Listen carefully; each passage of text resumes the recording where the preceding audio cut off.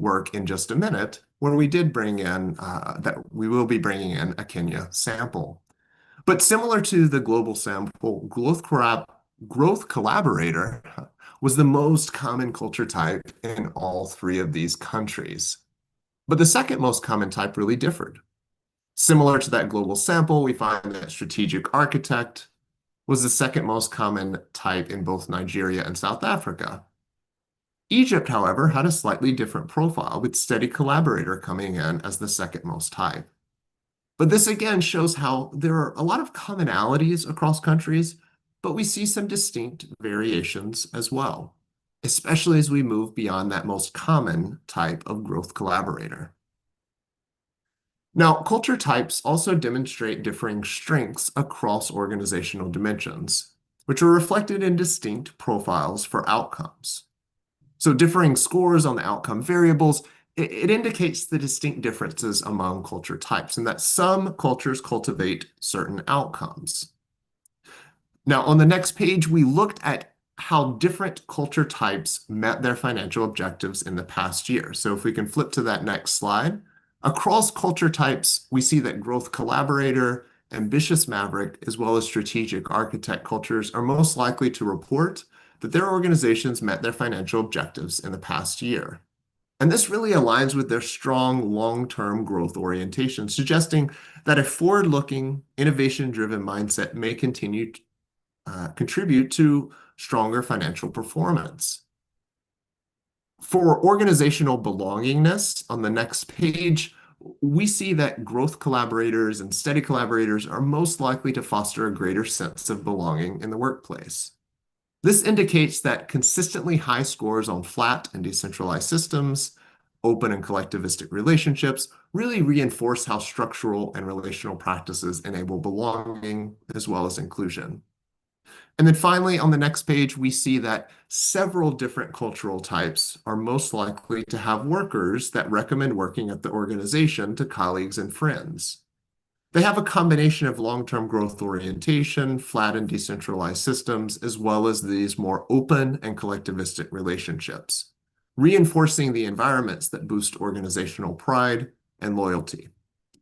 Again, in this look across types, we see there are patterns in culture, and what they emphasize or prioritize in their culture are closely linked to particular performance outcomes. For organizations, these findings underscore the value of intentionally shaping culture to align with strategic goals, business objectives, and your workforce dynamics.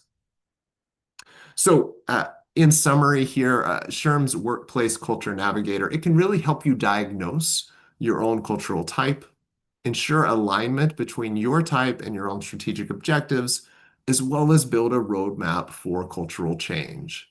So I'm excited that I had a chance to share just some of these insights with you all today. Again, part of a big research initiative that we're doing around global culture. Depending on our timing, I'm happy to answer if there are a couple of questions before I hand this over. So let me pause here and see if there are any questions that would be helpful for me to answer.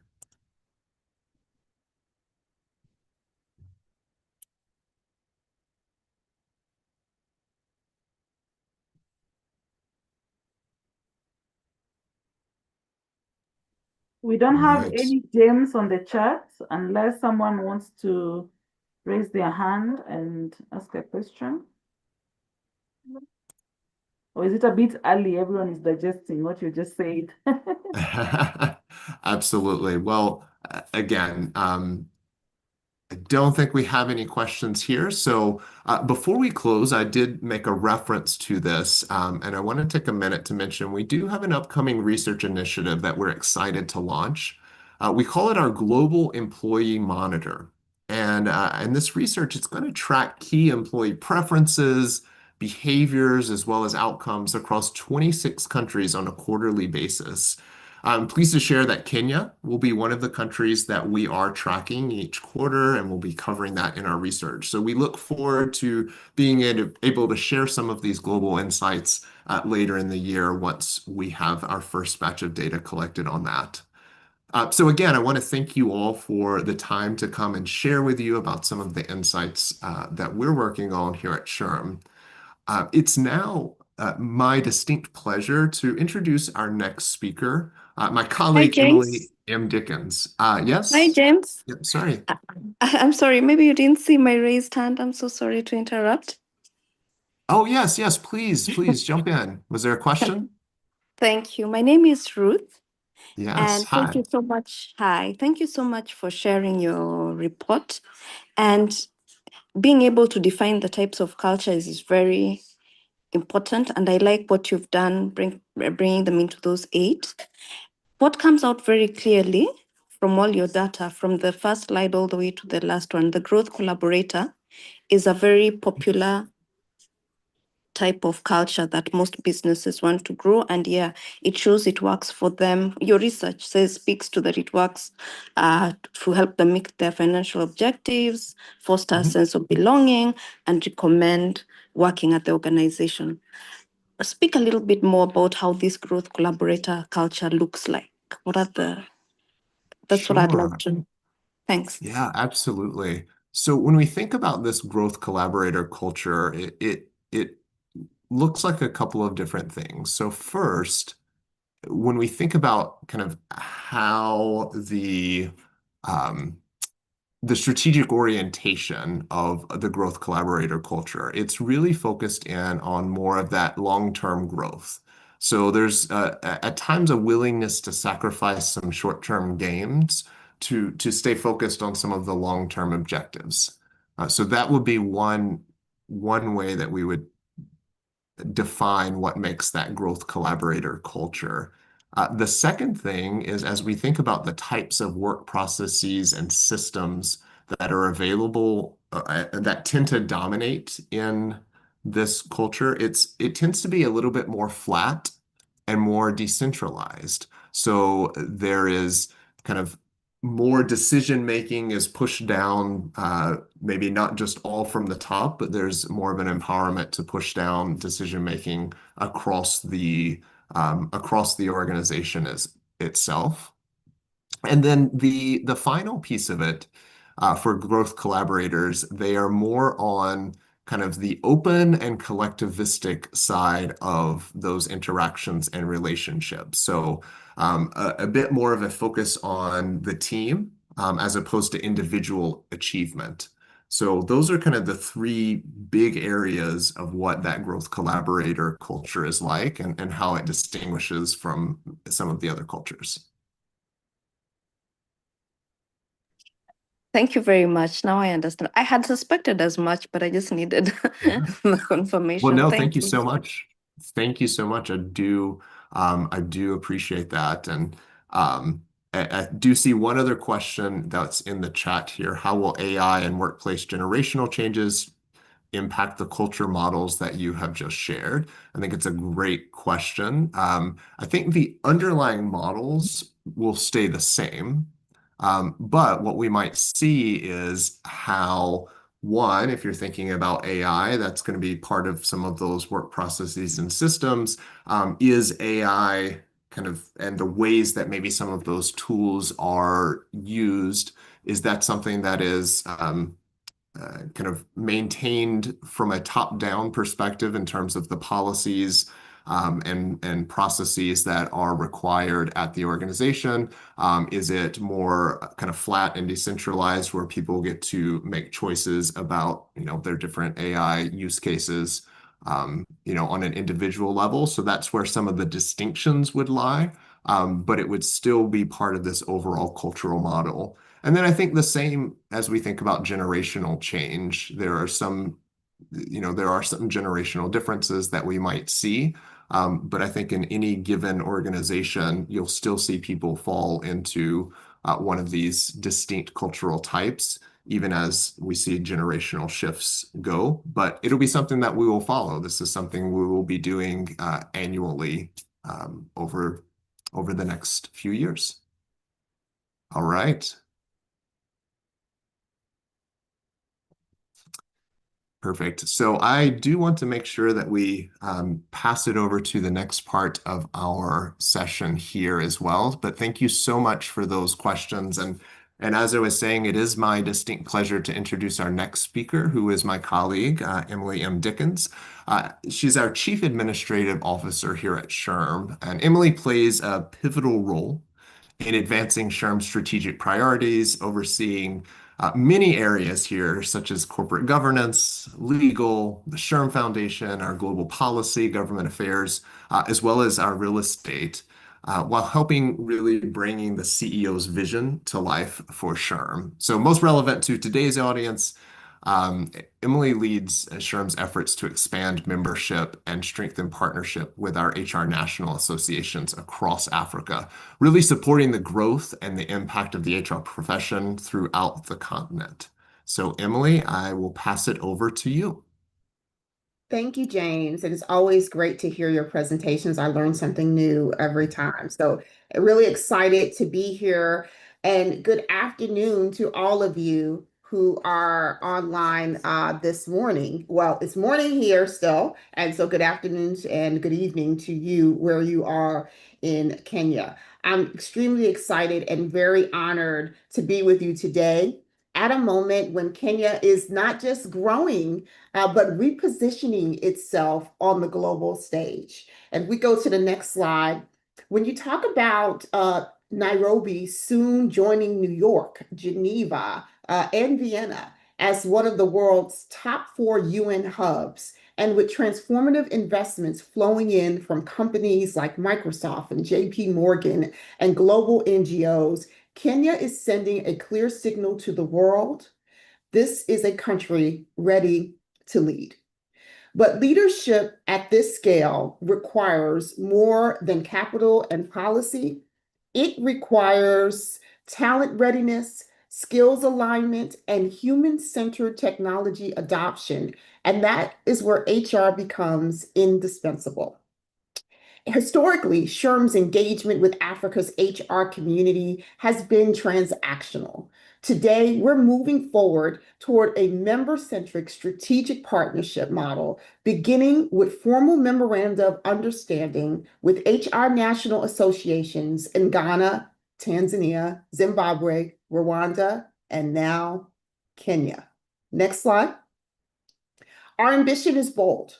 It's to onboard thousands of new SHRM members across the continent through partnerships focused on research, certification, and education. But this is not about scale alone. It's about equipping HR leaders to translate national growth strategies into enterprise-level workforce strategies, the exact work demanded by Kenya's economic moment.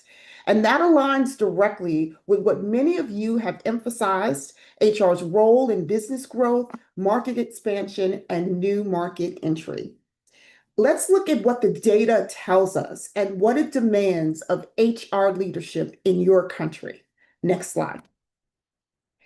Kenya's economy grew 4.7% in 2024 and 4.9% in Q3 of 2025, with projected average growth near 5% through 2027. We're not seeing that across the world. It is unique to certain countries, and Kenya is one of those. Your growth is being driven by financial and insurance services, real estate, and transportation, sectors where skills gaps, compliance, and productivity directly affect margins. MSMEs account for 85% of non-farm equipment, absorbing 750,000, non-farm equipment employment, absorbing 750,000 young people annually. Yet, 43.8% poverty and a 13% tax to GDP ratio remind us that growth must be inclusive to be sustainable. These figures tell a key story. Kenya does not have a job problem. It has a skills to jobs alignment problem. And that is exactly why HR must lead and not follow. Next slide. At SHRM, we call this challenge an opportunity. And through what our teams call platforms of commonality, we've identified key barriers to acquiring the talent, training the talent, and retaining the talent that you're going to need for the economy of your future. Here are some of the key areas of commonality that we've been working on. AI displacement. SHRM US data has found that 19.2 million workers face high or very high risk of displacement due to automation.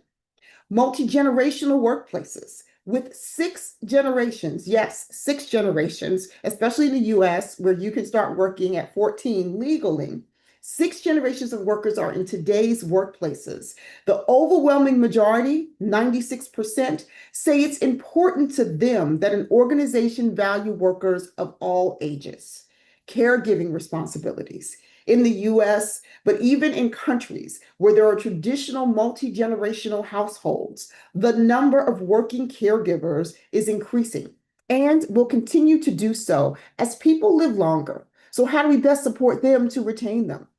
And lastly, in many countries, the education to employment pipeline is what we call leaky, busted, and broken, making it difficult to align talent with the needed skills.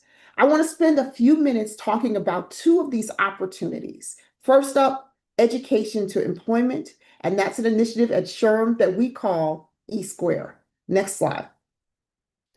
eSquare focuses on aligning education systems, employers, and policy so that people gain the skills, experiences, and power skills needed to succeed in the workforce. And when I say power skills, I mean those things we traditionally called soft skills, collaborativeness, critical thinking, communication, all critical that no matter the job you have, you must have those formerly known as soft skills, what we're now calling power skills.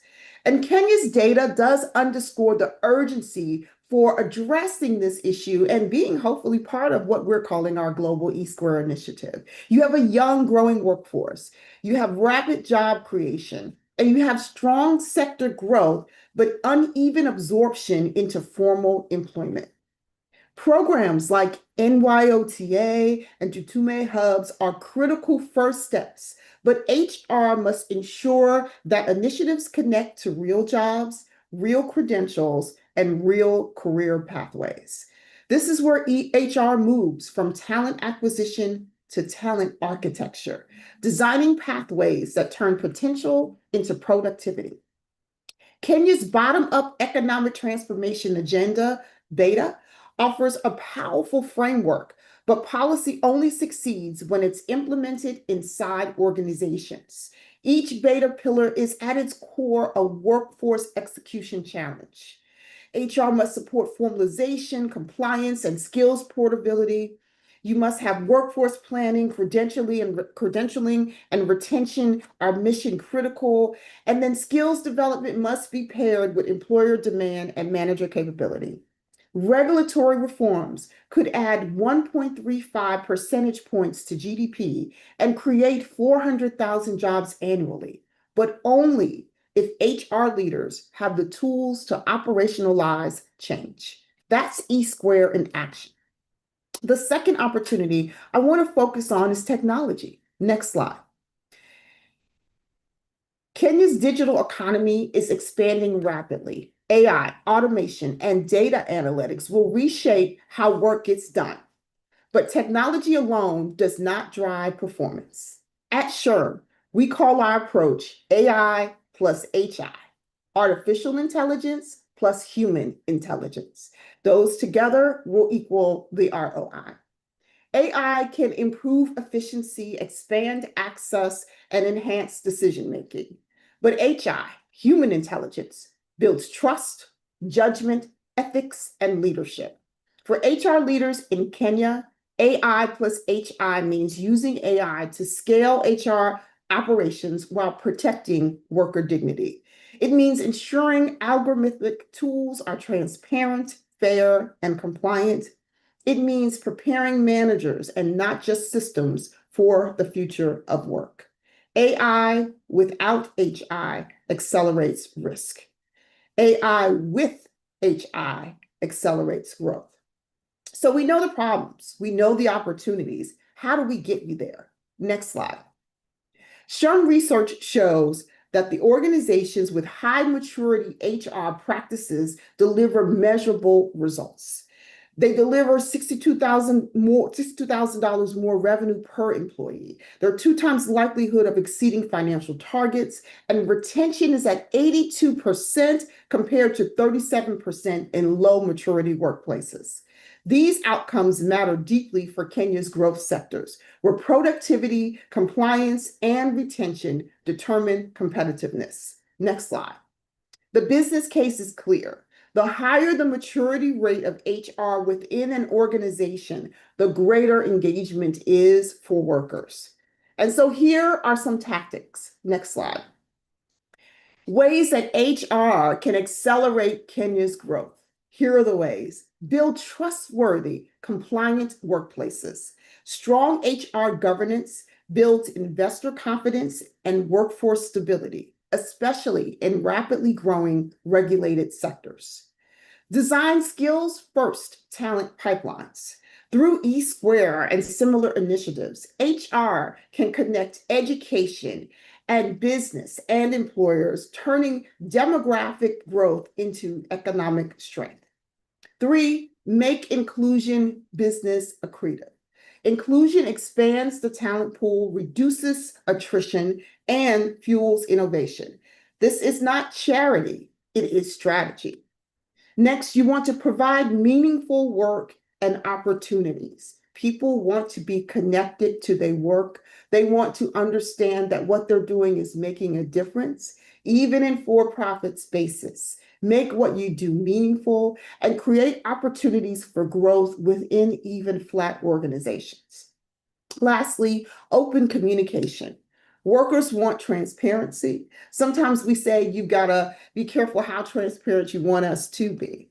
But I believe that there's a way to create transparency so people understand the connection of the actions of leadership to business and the outcomes to customers. They want to contribute to the bottom line. They want to know how you can help, how they can help get the organization there. Next slide. So when I talk about building trustworthy, compliant workplaces, here are some actions that you can take so that you can address issues within your organization that get you to this space. For culture, you can make sure that compliance is part of everyday behavior. That builds trust because when everyone knows that complying with laws and behaviors and rules within the organization is something you take seriously and it is practiced and it becomes habit, it builds trust among others. You want to also make sure you monitor policy changes proactively. We know here in the States and globally, change can come from government, change can come from stockholders and shareholders, change can come from leadership teams. As you make these changes, you want to monitor them so that you avoid surprises within the organizations. A modernization, for example, addressing AI, caregiving, and hybrid work. These are all modern workplace issues. You should be talking about them now so that you are future-proof to additional changes in those spaces. Next slide. And then when we talk about communication and creating trust within organization, there are ways that you can build bridges so that you get that trust with the employees and that employers are seen as bringing you along, again, providing transparency as needed. You want to make sure you're a place that embraces diverse views. There are rules around that, making sure you are civil in doing so.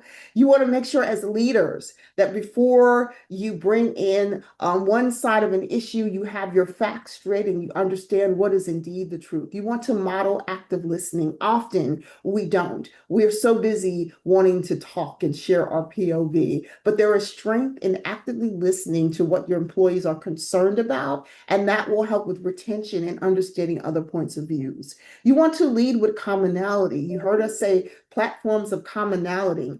Many people, with people living longer, for example, are caregivers of not just their children, but their parents. We're seeing this in households. You want to get others who are seeing the same and who are dealing with these issues to make sure that they're talking and sharing their objectives. And then you want to establish clear boundaries. We talk about civility a lot at SHRM. Every workplace should be respectful and have guidelines about communication. Next slide.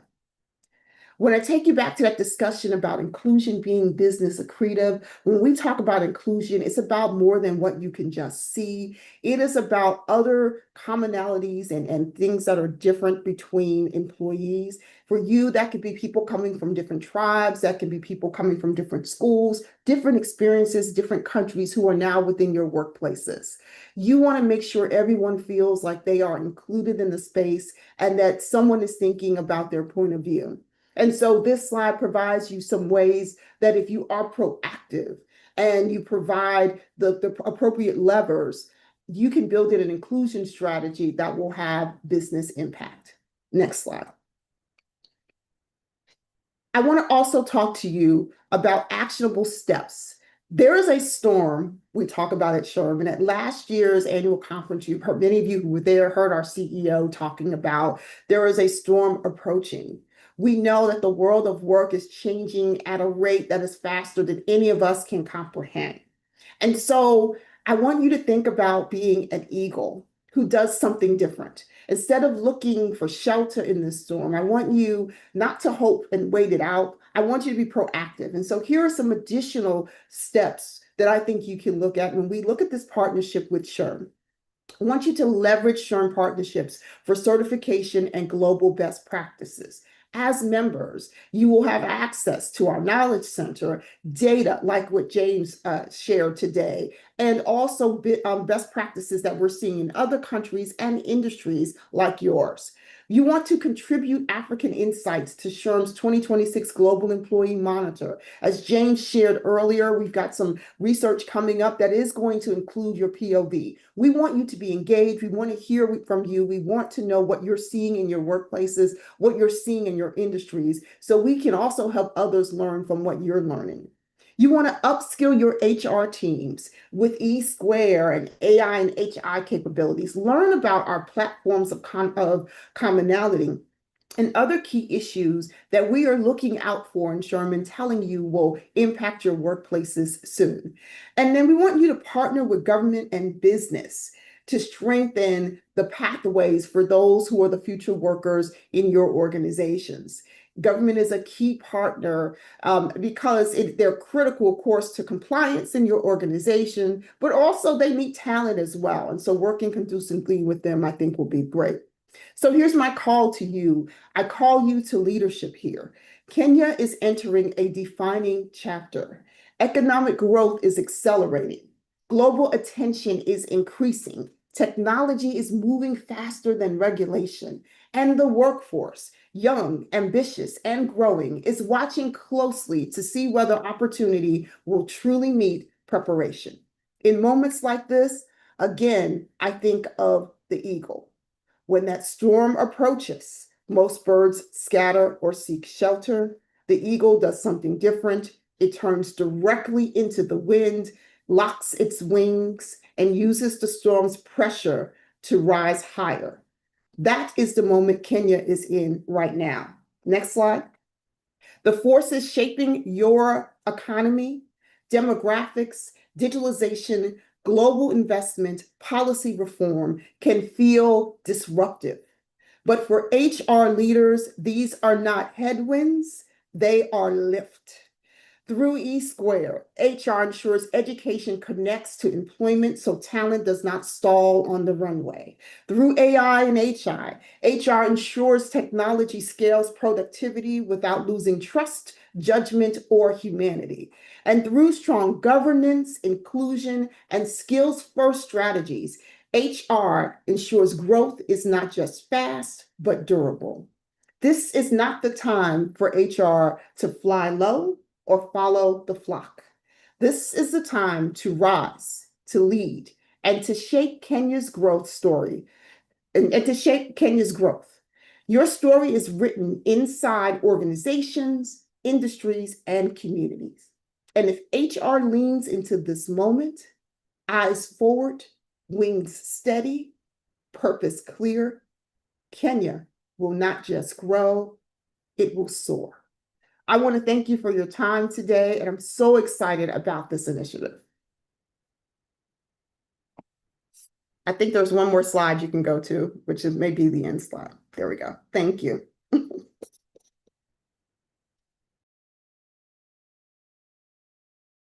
Wow, thank you. Thank you so much, Emily. And thank you, James, for your wonderful presentations and for the insights. Indeed, as Kenya, we are very excited to be part of the conversation. You can see the feedback that you're receiving there. Thank you, members, for appreciating the team for taking the time to take us through this. Emily, I don't know whether you have a few minutes to take some questions. And I I think do. I do. I have. It's your time. I'm absolutely here with you. So yes, I do have time for questions. all right, thank you. Hmm. I think Sean is also on the chat assisting me. James, we had two questions before you handed over to Emily. From Winnie Miseda and from Elliot. I don't know whether you can see them. You could respond to those, then we get to Emily's. Sure. So the questions I see, the first one is the one related to just how do we navigate culture that it's emotionally draining. That sounds about right. I think that uh, culture erosion is trickling from the top.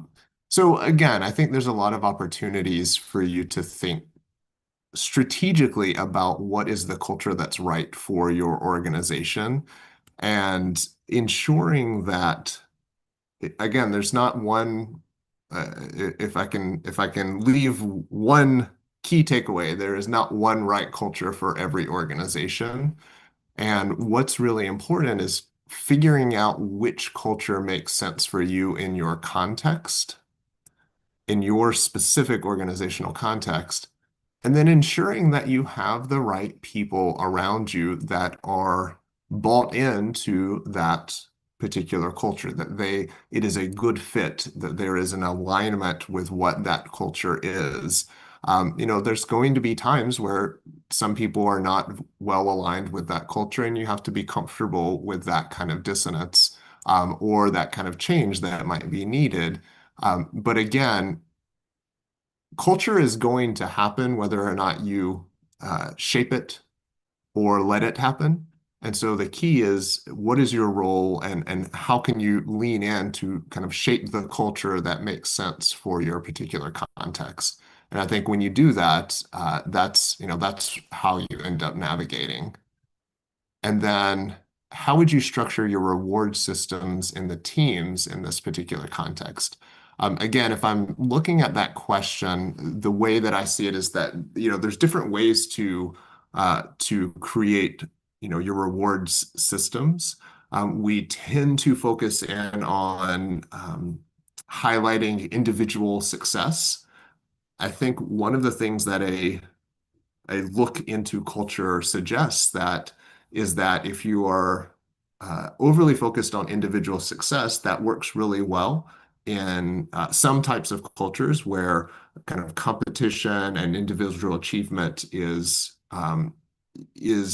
what is needed for that particular strategy. However, I have seen examples of organizations who factor in kind of team-based performance goals through as a part of their reward system. So even asking things as simple as asking people to say, who are the 3 or 5 people at this organization that most contributed to your success? And being able to reward people because of their contributions to others. That kind of changing in a reward system can be really effective if um, you're really trying to emphasize that more kind of collectivistic and collaborative approach as well. So again, it depends on which culture you're trying to ensure you're positioning there, but there are ways to shape those reward systems based on those types of cultures. And so with that, I think those were the two questions for me, and then want to make sure that we get the questions for Emily as well.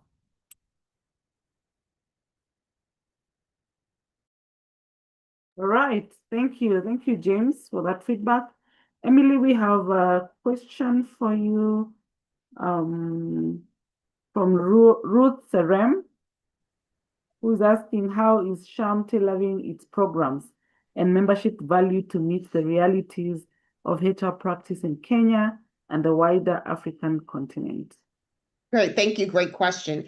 So one of the things you've heard about today is working with our thought leadership team to engage you in our research and find out directly what you're dealing with in your workplaces.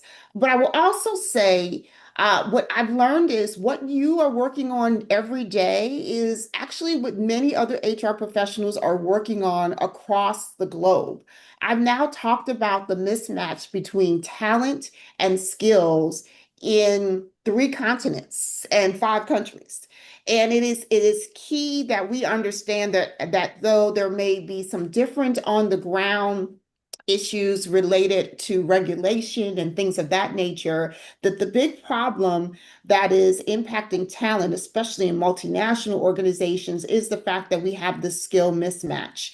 So that's one piece. The other piece is making sure we're providing information and speakers who are from your space. We've worked with Ghana for some time, a few years now, but we are keeping our ear to the ground on what specific issues are impacting you. I think many of you know that global policy reports to me as well. So we monitor some of the global policy issues, and we'll specifically be doing that in the 5 countries that we have partnerships with.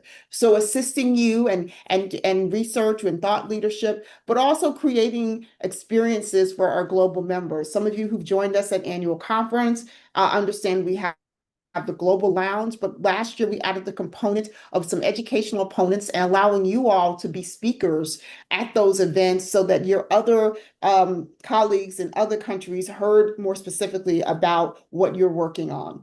So as we start this, we know there'll be more ways that we can give you a more member-centric experience. But I want to go back to what I said earlier, how our relationship was transactional until now.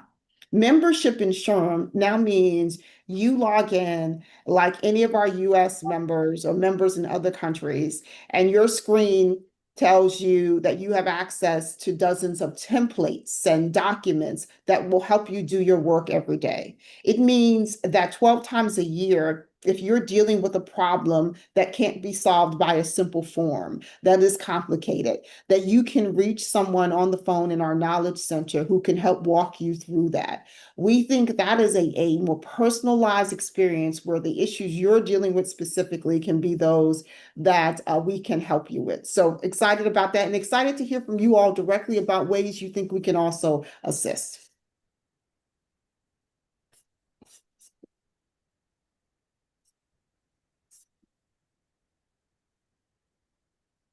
Was there another question? Thank you, Emily. Any other question? Nicholas says, we have a number of them saying thank you for the presentation. I've also shared a link for the IHRM members. You can click on that link and register, and we will do the administrative bit to ensure that you're up to date and you have your membership activated. Nicholas is asking, expound a bit on the membership benefits of on learning opportunities and upskilling resources as a member of SHRM in Kenya. Great. So I'll start first with the basic. I think someone asked this question too about cost.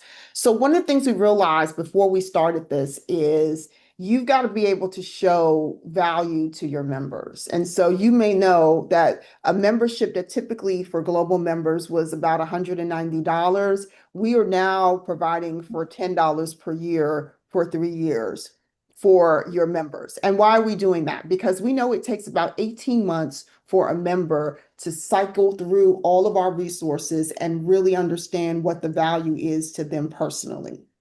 So as some people who are interested in certification, it's amazing the places I go and meet people who are SHRM certified. It is very interesting access to that training and the resources at membership rates. It's different. And getting that training and being able to participate in study groups and have the study materials at a rate that's discounted for membership is good. But certification isn't the only learning opportunity we have. Through the SHRM Foundation, which is our 501c3, there are free certificates for skills first learning, for creating workplaces where you welcome people who have been formerly incarcerated, and for working with people who are disabled. There are tons of resources the foundation has that are cost free. and provide some level of certification, a certificate or some type of form that says you've completed this learning. And then, as you all know, we have conferences other than annual conference. There are reduced rates for annual conference if you're a SHRM member. And I love that many of you, I know over the years, have attended that event, but we also have other events. We have a conference on AIHI. And I think a lot of people don't realize that we've been doing on the West Coast for now going on our 4th year, I believe. And that is focused really on the importance of leveraging AI in your workplace. But again, listening to the human aspect of making sure you have the human aspect of that. So that's another piece of it. We have a talent conference. And we also have our Blueprint conference, which talks about inclusion. Many of our webinars and webcasts that people don't think about because they're virtual, you could participate in those. We do those. I can't tell you the number that we have on a weekly basis, but on all sorts of topics, including policy, including benefits, compliance, and those are free or heavily discounted for SHRM members. So when you talk about how you can be reskilled and upskilled, there's tons of contents. We've got a learning library of webcasts and web events that we've hosted previously that may be of interest to you on topics that you're dealing with right now. And so to me, that is just one part of the value of membership, because I know James already told you, I know many of you are always looking on what's next and you need data. You're going to your bosses or you're the boss and you're going to your board and saying, I need data in order to invest in my people in a certain way. Access to SHRM's latest research projects, once they're complete, is yours, right? Which is not something that a non-member normally gets and can just download on their own. So that's just some examples. All right, thank you. Thank you, Emily. If you have a question, please put it on the chat platform. Maybe this is for Lorena, not for Emily, or maybe Emily can respond. For those who have already registered and we have shared their data with SHRM, we are getting a lot of inquiries. How soon can they have their membership activated so they can start enjoying some of these products and solutions that you're talking about? A great question, Lorena. Thank you. Thanks, Irene, and thanks for this question. It's a great one. We have started the process. I would anticipate sometime within the next couple of weeks, you should be able to access SHRM membership. You will receive a confirmation email when it is set up. We also will be following up with IHRM to make sure that everyone is able to access successfully. But look for an email confirmation in a couple of weeks. And we look forward to having you join us. Right, there you go. We are going to keep sharing that. And for those of us who have not yet registered, we have shared the link, and we have also shared another link where you can share feedback. So that if you're interested, we can reach out to you and just take you through the processes. Remember the discounted rate, $10 per year. You really want to take advantage of that. You can do that for 1 year, for 2 years, or for the 3 years, even as we continue to build on the relationship. Any other question? I don't want to leave anyone out. And I want to thank you for saying that, Irene, and reiterate again, we knew 18 months is the amount of time you need to think about a partnership or long-term membership. So if you lock in at the 3 years, it's $10 for the 3 years. Well, now, if you lock in for 1 year, that's just fine. But year 2, that amount can go up to no more than $50, but it will increase in year 2 if you don't lock in at the 2 or 3 year rate.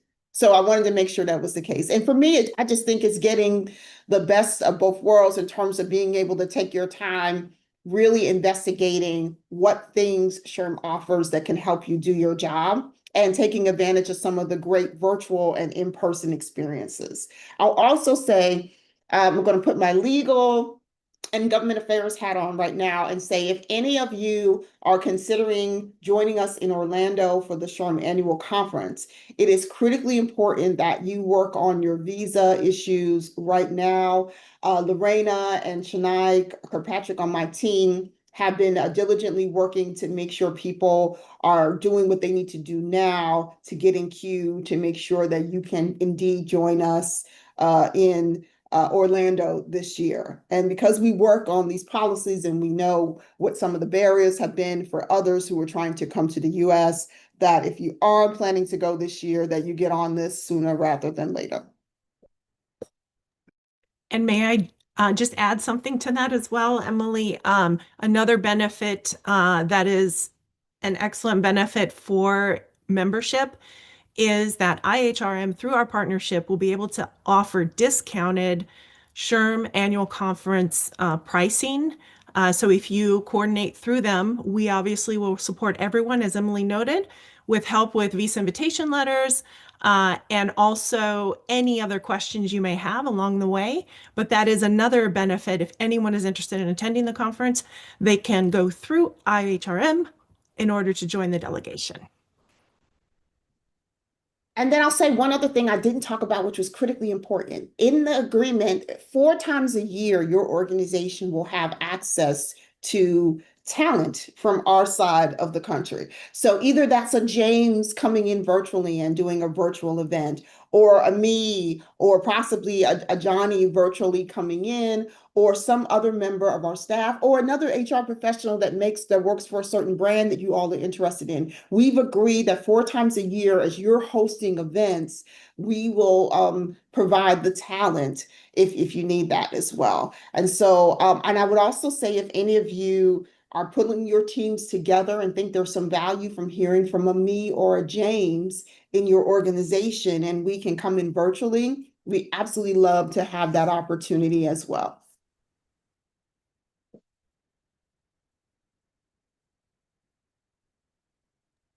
All right. Thank you. Thank you, Emily. Any question? Anyone who has been left behind and needs something clarified? The IHRM Secretariat team is also here, so if you get in touch with us, we are able to assist. We are doing very well with time. We were meant to end at 8:30, but I know it's dinner time for some people and bedtime for others, and work time for Emily and the team. So we are going to try and bring this to a close if we do not have any other question. So if you have a question, please raise your hand. We are able to respond. You can register on the form available on the chat and give us your feedback as well, so that we can assist you.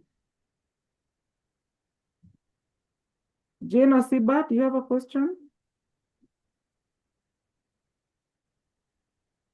No, please. All right. Thank you. Okay. I think unless Lorena, anything pending on your end, and James and Sean, before we close this? No, all good on my end. Thank you so much for the opportunity to come and share with you all today. Thank you. Thank you, Yes. James. Yes, and thank you to everyone for your time today and this evening. We look forward to supporting you going forward with this new partnership. All right. Lorena, somebody says they joined a bit late. Could you share the details on the conference? Maybe you can highlight Absolutely. that, and you can circulate that at a later date.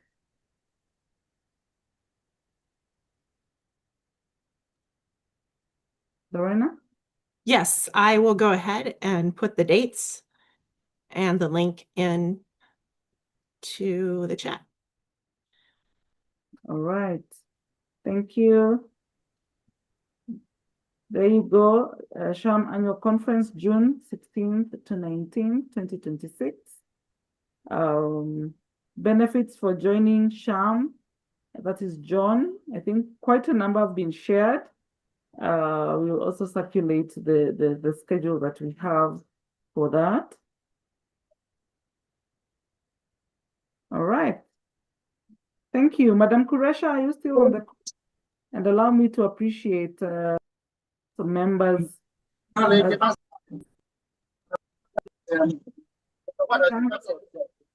CM Madangani.